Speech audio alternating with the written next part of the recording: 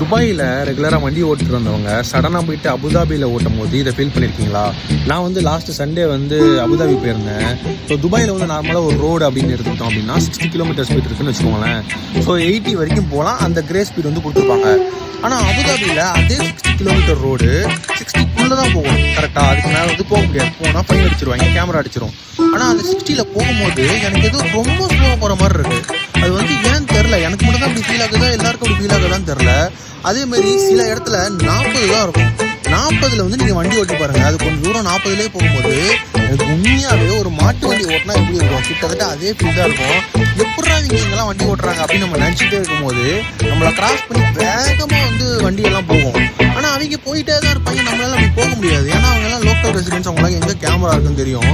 So எனக்கு மட்டும்தான் இந்த வழி வந்து இருக்கா, இல்லை வந்து துபாயில் வண்டி ஓட்ட அபுதாபியில் போய் வண்டி ஓட்டுற எல்லாருக்குமே இப்படி தான் இருக்கா அப்படின்றத கமெண்ட்டை சொல்லுங்கள்.